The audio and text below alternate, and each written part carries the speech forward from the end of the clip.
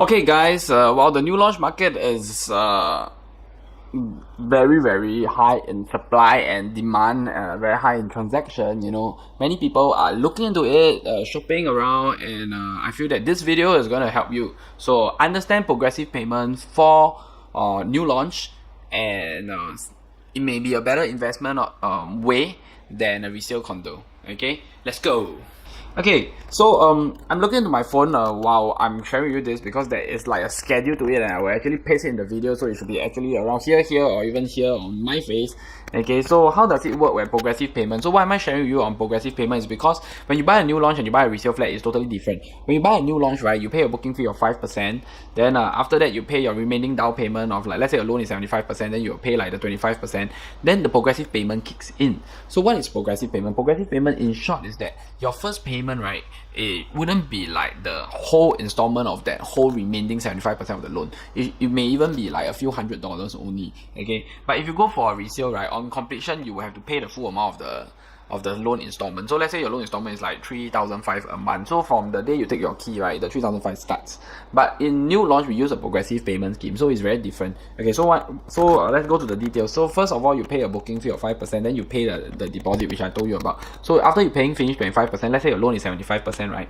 Okay, this thing will kicks in. Okay, so because in new launch, right, they have to build slowly. So let's say they will actually start with the foundation work. So in foundation work is like 10%. So they will collect 10% from the bank. So the bank will only charge you the interest and the installment for that 10%. So if your loan is like maybe 500,000, maybe it's only a few $100s. Okay, then later on they will do the completion of reinforced concrete framework of the unit. That is another 10%. So that's 20% already.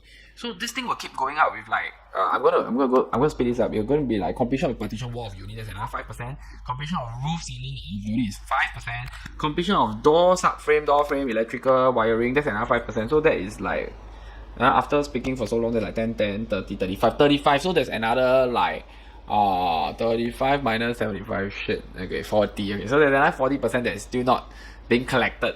Then later you'll be like completion of car park, then only when it's ready to take key, then you'll realize that your installment is higher. So let's say you buy a property now, and you only ready the TOP date, the key taking date is like maybe in like 2021 or 2019, 2021, that's 2 years. So in these 2 years, right, you won't be paying the full amount of the installment. So it's going to be more affordable, and also give like buyers more chance to actually save up for the future when the full installment comes.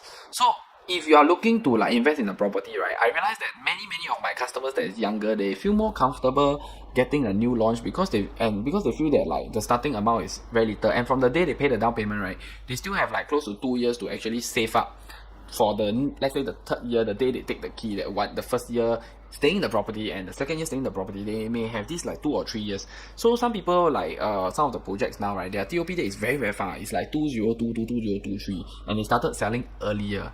So when they started selling earlier, right, you realize that there's like a 3 years gap. So it gives buyer more chance to actually start saving.